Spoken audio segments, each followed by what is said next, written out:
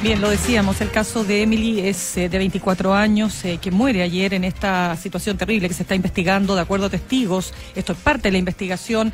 Ella habría tratado de cambiarse de calzada y es ahí cuando es embestida por el bus del Transantiago. Ella iba en una de las pistas, en fin, esto es muy difícil, lo digo como madre, tengo hijos de la misma edad, entonces esto me afecta a mí personalmente y porque también veo, y todos los días, y soy conductora, y veo que este es un tema compartido. Acá no es solo la responsabilidad de unos o de otros, es la responsabilidad completa de la sociedad y de una falta, desde mi punto de vista, de cultura al respecto, ¿no? De respeto, finalmente. Vamos a conversar a esta hora con Ricardo Urtubia. Él es doctor en ciencias, académico de la Escuela de Arquitectura y del Departamento de Ingeniería de Transporte y Logística de la Universidad Católica, además investigador en temas de movilidad, mucho también en relación con la bicicleta, que entiendo, Ricardo, tú ocupas a diario. Ricardo, ¿qué tal? Buenos días. Hola Mirna, hola Mauricio. ¿Qué tal, Ricardo? Sí. Bueno, a ver, Ricardo, yo entiendo que este tema tiene múltiples formas de ser abordado, pero partamos por estos hechos. 85, 6, 7, ya son casi 88, ¿no? Si no tengo mal la cifra, Mauricio, sí, de muertos que hay con este caso, el último de ayer, de Emily, de 24 años. Yo quisiera preguntarte, ¿qué es lo que para ti está fundamentalmente en la base de estos hechos? ¿Qué es lo que está pasando? Lo que está pasando ahora es una combinación de varios factores que combinados son fatales. Pues primero tenemos, como escuchábamos hace poco a la persona de Automóvil Club decir que es correcto, esta relativa disminución de la congestión por la disminución de la movilidad en Santiago permite moverse más rápido y la gente lo está haciendo en auto. Los autos se están moviendo más rápido. Hay exceso de velocidad constante y en todas partes. Hay yo diría, un relajo en el cumplir las normas del tránsito de parte de los automovilistas, y al mismo tiempo tenemos un aumento de los ciclistas, ¿ya? Un aumento bastante explosivo, y yo sospecho que, esto es una especulación, pero una especulación bastante razonable, que un porcentaje importante de esos ciclistas son ciclistas sin demasiada experiencia, ¿ya? Entonces, es la combinación fatal de autos andando más rápido, con ciclistas con menos experiencia, con menos calle, por así decirlo, porque comenzaron a usar la bici hace menos tiempo, y falta de infraestructura y de fiscalización, ¿ya? Porque nos falta infraestructura y nos falta fiscalización, y este boom en el uso de la bicicleta y este aumento de las velocidades era previsible, ¿ya? De hecho, si uno ve otras ciudades del mundo, ciudades emblemáticas que uno mira con admiración, pero que se hicieron cargo del problema, y que son más complejas, o tanto más complejas que Santiago, como Londres o París, se preocuparon de, en este tiempo, como se preveía que iban a aumentar los ciclistas, de generar pistas dedicadas para la bicicleta en ejes claves de sus ciudades. ¿Te puedo interrumpir ahí, Ricardo? Me gustaría interrumpirte justamente en ese punto porque tú hablas de falta de experiencia y justamente ya que mencionas el caso de Londres, en Gran Bretaña existen programas especiales en los colegios para que los jóvenes, los chicos, chicas aprendan a hacer... a andar en bicicleta de manera responsable, ¿no? El programa se llama hoy día Bike Ability. Te lo digo esto porque lo que también uno observa como conductora, yo no ando en bicicleta, lo digo abiertamente, yo soy conductora de auto y trato de tomar todas las providencias cuando veo un ciclista, pero también veo la imprudencia de los ciclistas, el que no anden con luces, el que no que no sean visibles. De noche un ciclista no es visible si no tiene luces y si no tiene un chaleco puesto. O sea, quiero dar cuenta de situaciones que a mí me han parecido tremendamente peligrosas, y también veo que muchas veces no respetan las leyes del tránsito, ellos mismos pasan las luces rojas, etcétera. Entonces, por eso te quiero preguntar, cuando tú hablas de falta de destreza, ¿te refieres a eso? Mire, sí, hay una falta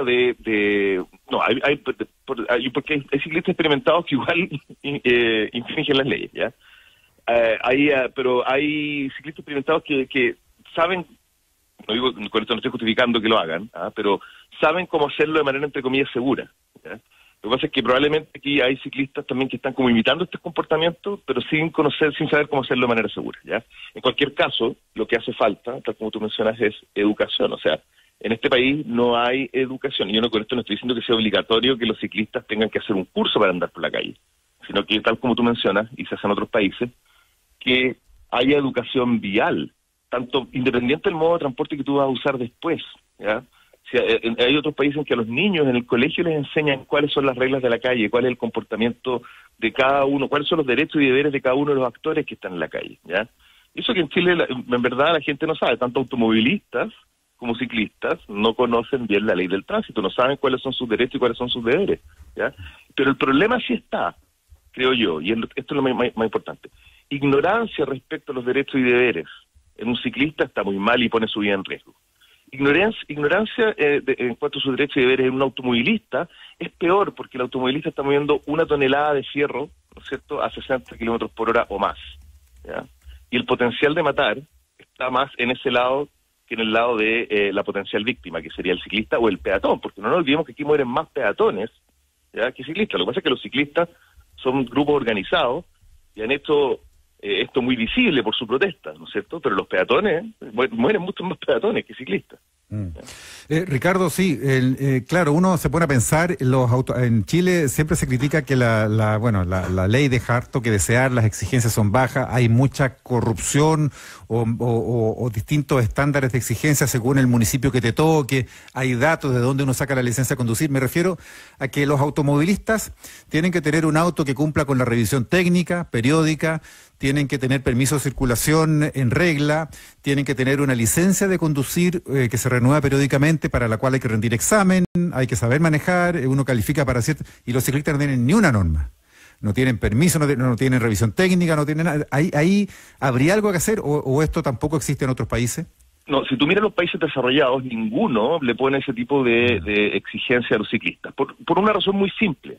Tú, sobre todo a la luz del cambio climático y a la luz de todos los beneficios positivos que trae la bicicleta y los costos, las externalidades negativas que trae el auto, tú quieres incentivar el uso de la bicicleta y facilitarlo lo más posible, ¿ya? Claro. Andar en bicicleta ¿sí? debe ser como caminar, ¿ya? Y en las ciudades que han sido exitosas en esto, andar en bicicleta es como caminar. Si tú vas a Ámsterdam o si tú vas a otras ciudades holandesas, si tú vas a Copenhague o a otras ciudades danesas, por ejemplo, la gente no anda con casco.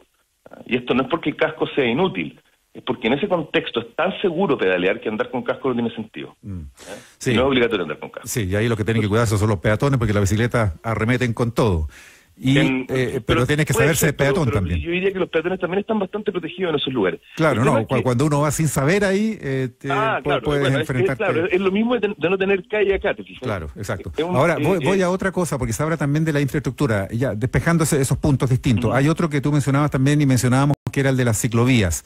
Y aquí de repente nos llenamos la boca con que hay algunas estupendas ciclovías. Yo francamente me ha tocado tener la suerte de conocer esas mismas ciudades que tú mencionas y otras, Berlín, en fin, que y no tiene nada que ver. O sea, la ciclovía de Lyon aquí, por ejemplo, muy renombrada porque está bastante consolidada, tiene mucho uso.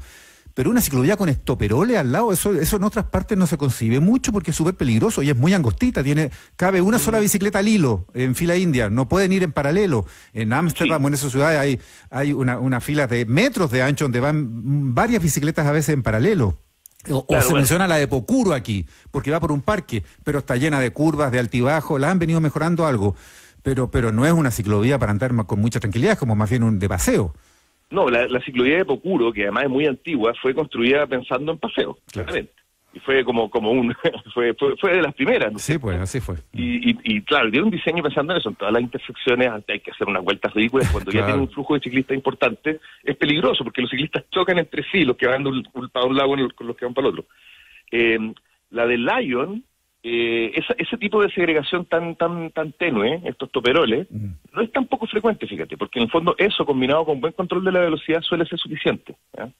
Con buen control de la velocidad de los motorizados. Lo que pasa con Lyon, que yo encuentro que es bastante buena, el problema con Lyon es que es bidireccional, ¿ya? En una calle que es unidireccional. ¿Por qué? Porque es arriesgado poner ciclovía desde un punto de vista como político, ¿ya? ¿Qué pasa si pongo una ciclovía unidireccional y no puedo poner el par que vaya en el otro sentido en otra calle y se me llena de gente andando en el otro sentido? Entonces la hicieron bidireccional, pero hoy día el flujo de Lyon, sobre todo en la mañana, en la punta de mañana, y estoy hablando hoy día, estoy hablando en tiempos de normalidad, o sea, hace un año atrás exactamente, en la ciclovía de Lyon había congestión de bicicletas. En los semáforos te podía ocurrir que tú llegabas y te tocaba la verde y si estabas suficientemente atrás en la fila, incluso en algunos semáforos no alcanzaba a pasar. Que no alcanzará a pasar. Eso no es tan inusual en Ámsterdam.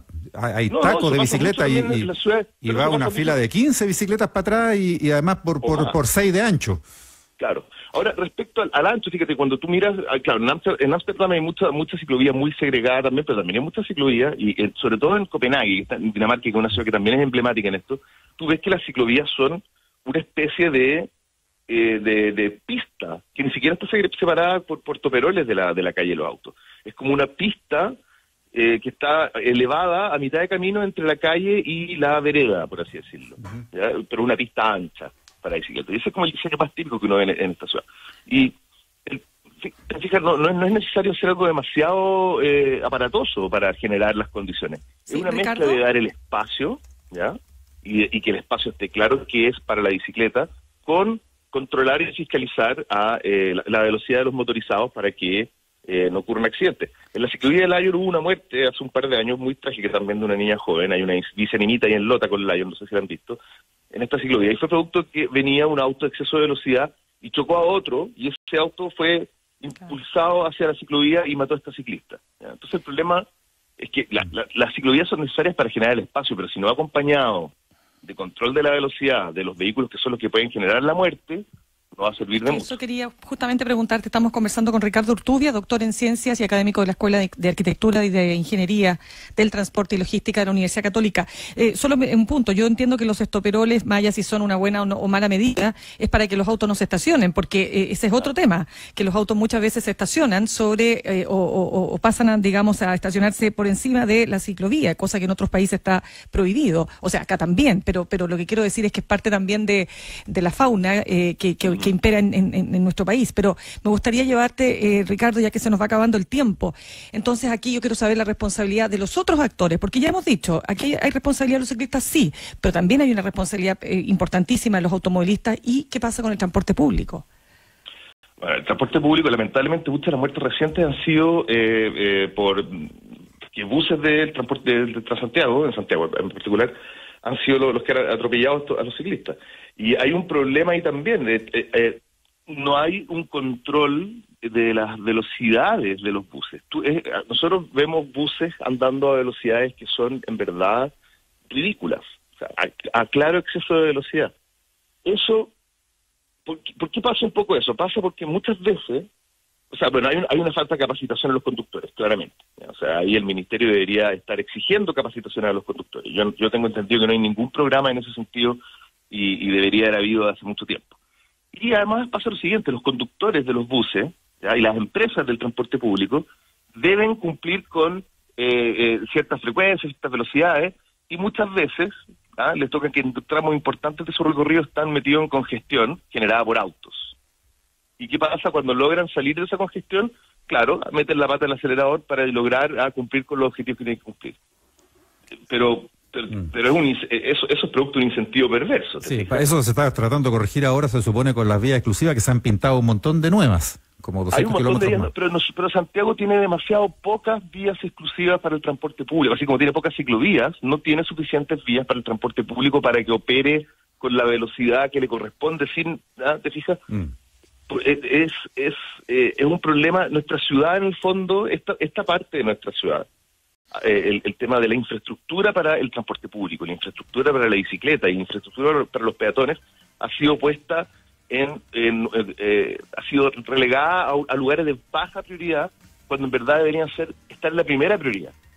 Y nosotros vemos que las autoridades están muy preocupadas de hacer autopistas y cosas así, pero lo importante, y es lo que tú ves en el primer mundo además, el foco debería estar puesto en el transporte público, en los peatones y en las bicicletas, en ese orden, ¿ya?